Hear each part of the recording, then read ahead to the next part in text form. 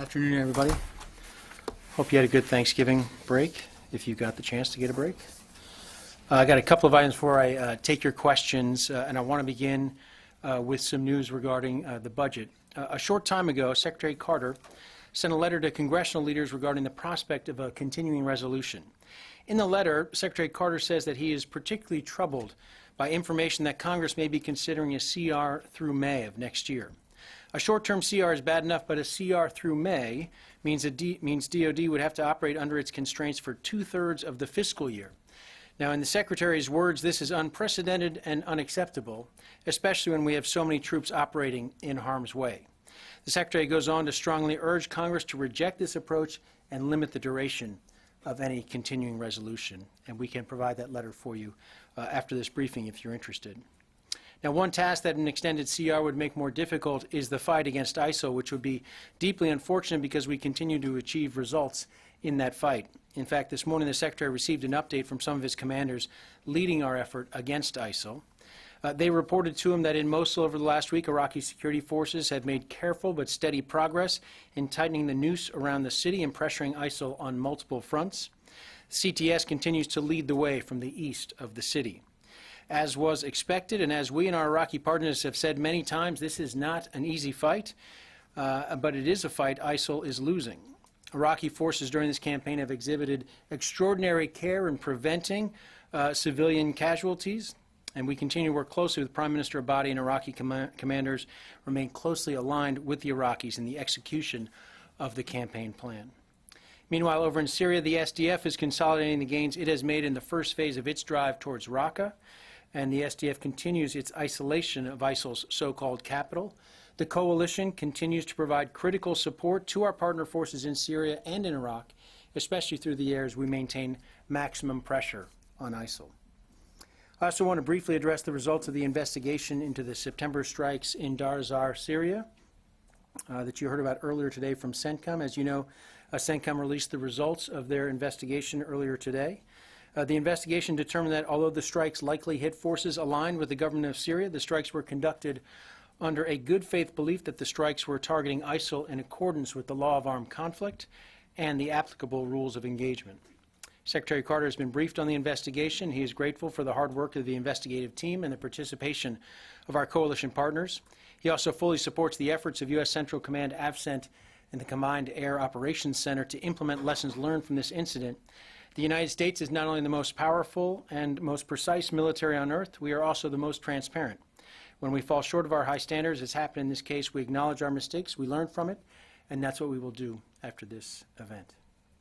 And with that, I'm happy to take your questions. Idris. Coming to the CENTCOM report that you mentioned, Secretary Carter has been briefed on it. Is he satisfied with the way the officials, the United States officials on the ground handled themselves? Because there were clearly a series of errors that led to this. I think obviously the Secretary is concerned by the report that we have ended up striking a target that did not end up being the target we thought we were hitting, the coalition. And he wants to make sure that something like this doesn't happen again, and that's what he certainly expects of the operations, the air operations that will continue, that there'll be lessons learned from this, and this sort of thing can be prevented.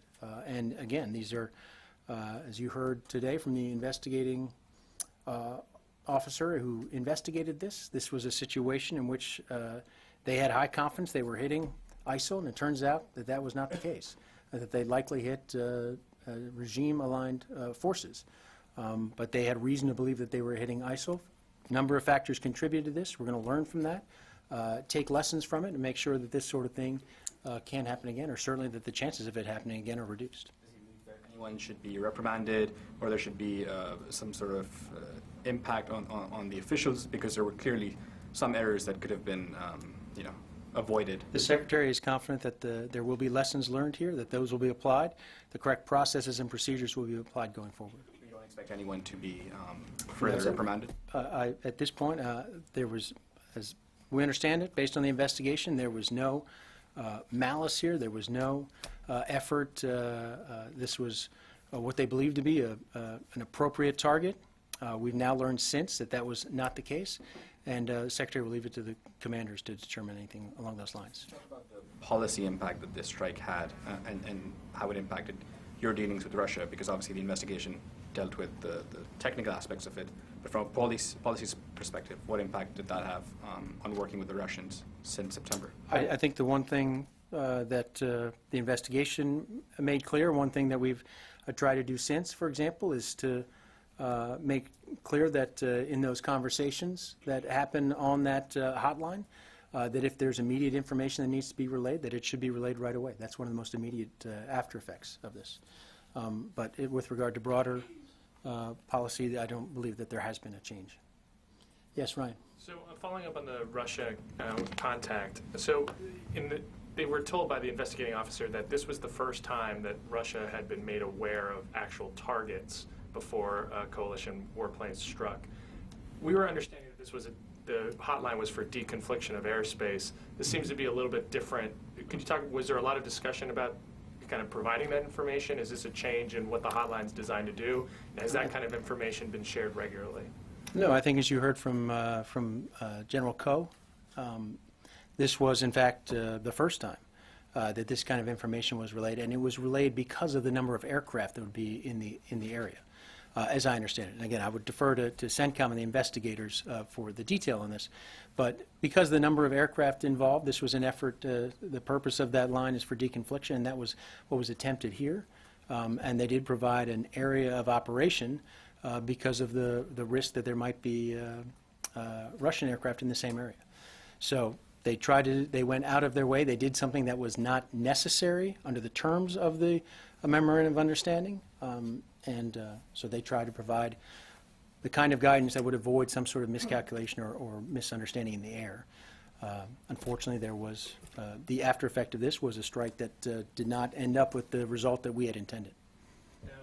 There was a little talk about, whether or not the question was asked if compensation had been discussed at all. I understand this is something that's left to diplomatic. Said it was going to be left to diplomatic channels. Is the Department of Defense involved in those conversations at all about the prospect of compensation? Is something that's being looked at? I'll defer to what you heard today on the call from General Coe on that. I'm not aware of anything that's actively happening. Yes, Tara. Back to the budget on the letter released today. Yeah. Is there any concern about the CR potential impact on the supplemental request that the Secretary made, I guess about a month ago now? I don't know how closely the two are, how one affects the other. The letter only references the threat of or the possibility of an extended CR. There is an additional reference to the OCO funding. So. Are you expecting any sort of impact as well on a supplemental request? Have you heard anything? Well, I think we continue to work closely with Congress. We know that there's bipartisan support for our operations in overseas, particularly the fight against ISIL, our operations in Afghanistan, and so we remain certainly optimistic that we'll be able to work this out with members of Congress. But the Secretary felt strongly enough that he wanted to make this point, that an extended CR, a CR is bad enough. It is not an efficient way to conduct the Department's business. He's been clear on that for some time. An extended CR would be an even worse situation and could, again, have the possibility of affecting our operations, and that's something that he would like to avoid. One on the transition, have the transition teams continued to come to the Pentagon, or Pentagon staff still meeting with them? Yes. Is it a daily occurrence, or what? My understanding, there's a meeting today, but I'll leave it to the transition folks for the President-elect to detail what their activities are here, but we continue to provide the support, answer any questions that they have. Thanks. Yes. The Iraqi National Assembly has passed a law making the Shiite militias a formal part of the Iraqi army. Will that affect how the U.S. deals with either the militias or the army? I mean, now you don't support the militias with air power, for example. Would that change under the new law? First of all, this is really a matter for the Iraqis to resolve, and my understanding is it has not been completely resolved at this time. And so I defer you to questions on their legislative action to the Iraqis. What I can say is we continue to support the government of Prime Minister Abadi and continue to support, of course, forces under his control right now, and we'll continue to do that.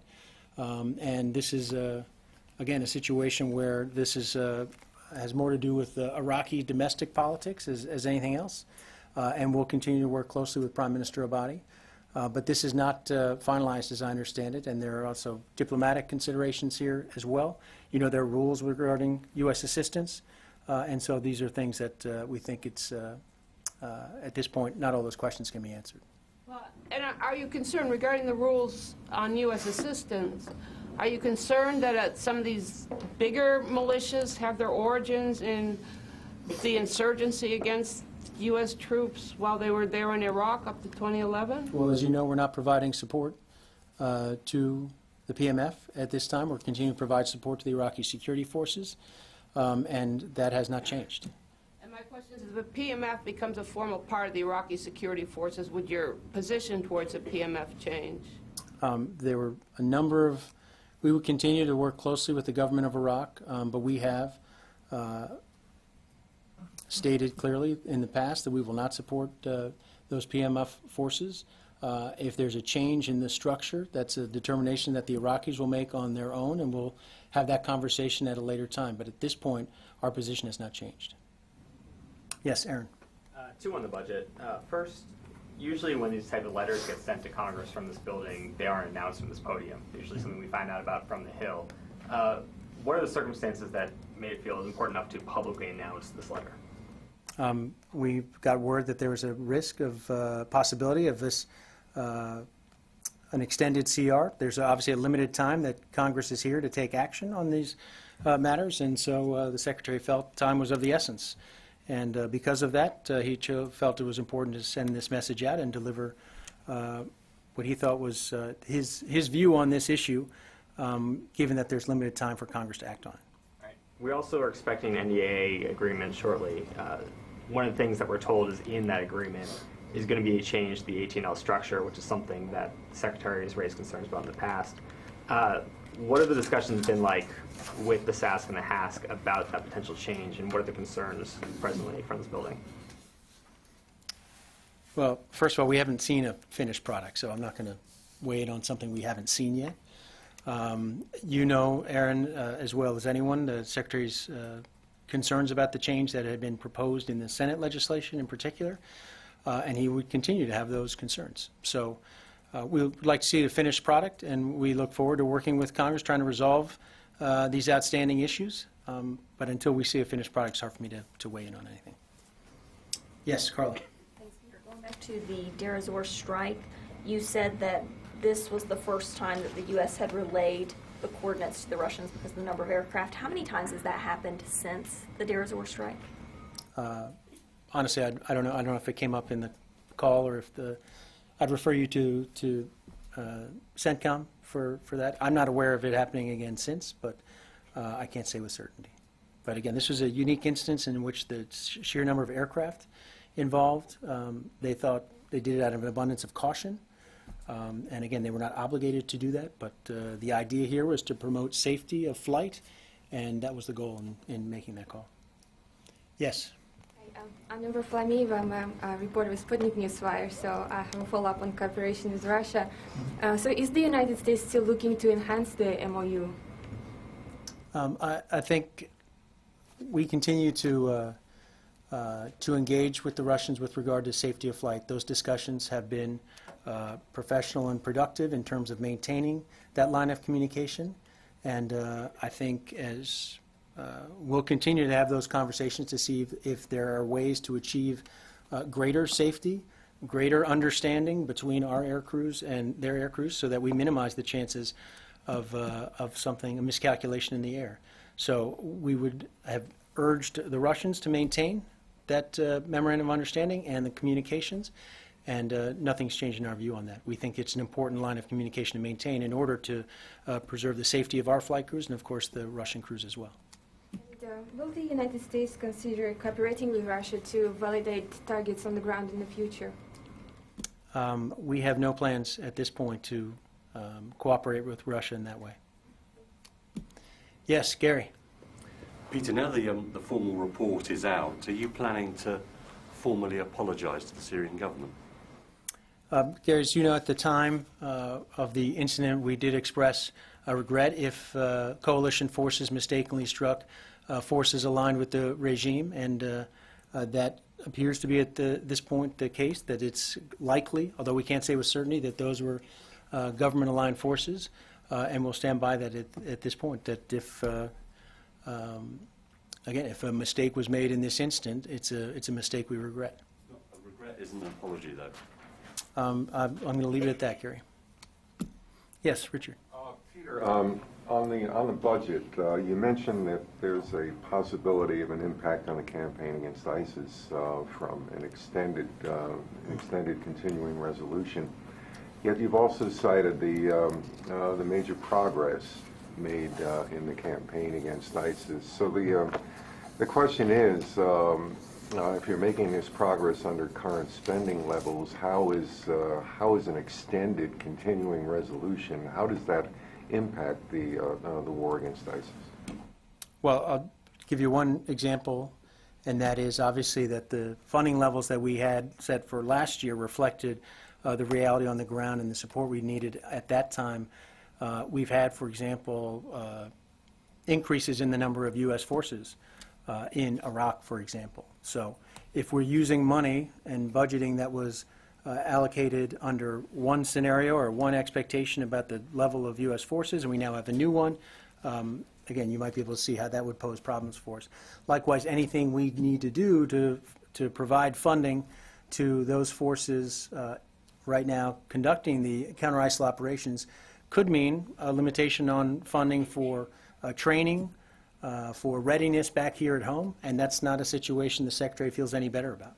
So this is, it is not an effective way to run the Department of Defense. It is certainly not an effective way to plan for the future, and that's why the Secretary would like to limit, as best we can, the period of time that we might be under a continuing resolution.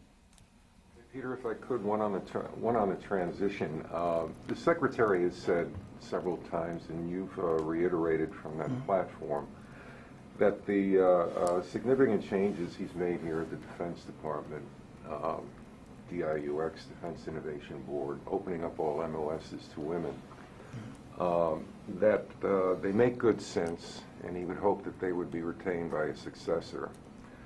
Have you brought up this in the contacts that you've now made with the Trump transition team? Has this been a subject that you've brought up with them? And lastly, does the Secretary intend, before he leaves, to outline, to be specific about the changes that he's made and his hopes for retaining them in the future? I will leave it to the Trump transition team to outline their meetings here and the information they want to receive.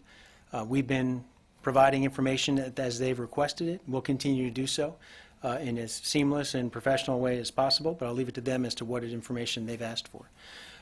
With regard to the Secretary's own initiatives here and the accomplishments under his watch, you've heard him talk about those in the past at length. I think he will certainly do everything he can to articulate why he feels strongly that the achievements we've made with regard to innovation, with regard to the counter-ISIL fight, with regard to the rebalance to the Asia-Pacific, why those are important and why we've carried out the strategy and the operations and the initiatives on his watch in that way.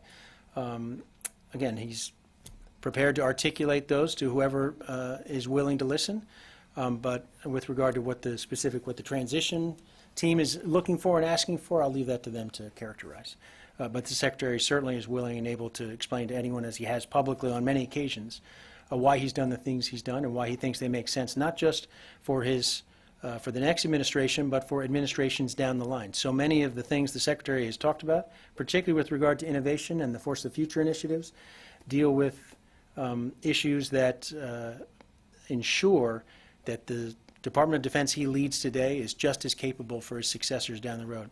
Many of the decisions and the initiatives he's outlined are things that will have an impact 10, 15 years down the road. They may certainly be things that affect not just the next administration, but administrations to follow. Yes? Peter, how do you evaluate the advances that the Syrian regime is making in Aleppo, and what kind of implications do you see once Aleppo falls into the hand of Damascus? Well, obviously, like others, we've been watching what's happening there. We certainly have concern for the humanitarian situation in Aleppo. You can't watch what's on the TV screen and not be moved by that. But as you know, Joe, our focus from a U.S. military standpoint remains, the Department of Defense remains on the ISIL fight. And we would continue to encourage a peaceful resolution of the Syrian civil war and an end to what we're seeing in Aleppo. And Secretary Kerry has taken the lead, continues to conduct negotiations. I'll leave that to my State Department colleagues to articulate our views on that. But what we're seeing in Aleppo is a tragedy. And what we're seeing with the Syrian civil war for months play out is a tragedy.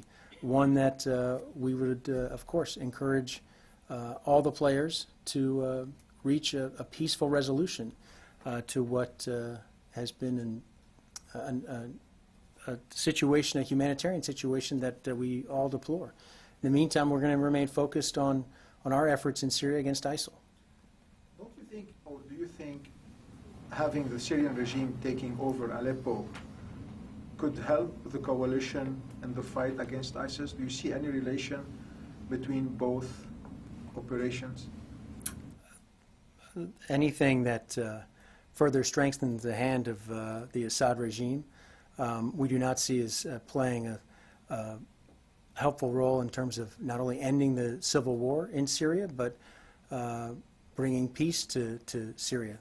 It's one of the reasons ISIL formed in the first place. So we don't see necessarily as, just as the Secretary expressed concerns about anything that strengthened the support for Assad when the Russians first came in. I think we continue to maintain the same view. So I could understand from you that having the Syrian regime taking Aleppo, this could complicate the war against ISIS. Well, having the Syrian regime, again, the regime itself has been fueled the civil war. Its actions have made the situation in Syria worse. And we don't think that the military efforts by the regime do much to help the people of Syria. And what would help the people of Syria is a peaceful end to the civil war. And that's what we're encouraging. That's certainly what our colleagues at the State Department, led by Secretary Kerry, are doing with as much energy as possible. Quick question, Peter. Have you seen any evidence that the YPG is working closely with the Syrian regime in Aleppo? I can't speak to that. It's not something I'm tracking. I'm not aware of that. Thank you. Yes. Just a follow-up on Aleppo. Does the Secretary, as he is at the helm of the most powerful military in the world, feels as a moral responsibility that the United States military should stop this onslaught going on inside the city? Or how does he feel about this, the things going on in Aleppo as he's going to go out just in a month and a half? I think you've heard, just to sort of reiterate what I said before, and I think you've heard from the Secretary that the most important thing that can happen right now would be a peaceful end to the Syrian civil war. And that rests in the hands of the regime and rests in the hands of its allies who are helping fuel the civil war at this point. And the United States, again, not at the Department of Defense, but our colleagues elsewhere, they can speak to it better than I can, continue to make every effort to try and, with the help of other, the multinational community, other countries, continue to try and make the case for a peaceful resolution. So we do not believe that there's a military solution that can end the civil war. And so the policy decision has been to maintain our focus on ISIL, and that's going to continue to be our focus. I understand it, but the issue is this. For several times, these diplomatic efforts somehow blocked, broken, whatever. Then, doesn't the Secretary believe that at least in order to put those diplomatic discussions back on track, that the military should at least have some points or positions to push the parties to do something? I think the United States has made clear. I think the United States has made clear our view on the civil war and the need to end those hostilities. And again, that's been the effort of diplomats led by Secretary Kerry, and our focus has been on ISIL, and we're going to continue to remain focused there. That's been what this president has asked Secretary Carter to carry out, and we're doing that to the best of our abilities. Yes. Hi, I just had 2 questions on THAAD. Is THAAD deployment dependent at all if the South Korean president resigns or is impeached? And do you know anything about Japan also looking to acquire THAAD? On the first question, our THAAD deployment continues. The effort to do that as quickly as possible continues forward, and I'm not aware of any plans to alter that at this point. Okay. And Japan? I'm going to leave it to the Japanese at this point with regard to that, but I'll just speak to our efforts with regard to South Korea. Again, those remain ongoing, and it's the alliance continues to move forward with that plan. Jeff. Northern Syria and Al-Bab, how worried are you about the potential for a confrontation between Turkish-backed forces and Kurdish forces there, as they're all seeming to focus in on the city? Yeah, we've continued to engage all of our partners, including our NATO ally Turkey, with regard to efforts in Syria, trying to make sure that everything we do is as coordinated as possible, as deconflicted as possible, and that the most important thing for all of our partners is that we all share one common enemy, and that's ISIL. And the more we can keep our focus on that, the better. There continue to be discussions on a regular basis with all of our partners to ensure that we remain deconflicted and we keep our focus on ISIL, and we'll continue to do that. It's a challenging environment, obviously. There are a number of different players with different concerns, and one of our goals, or one of our efforts, primary efforts, is to make sure that everyone knows our view on things, and the most important thing is, again, our common enemy, keeping our focus and pressure on ISIL, and that's what we're doing every day. Okay. Thanks, everybody.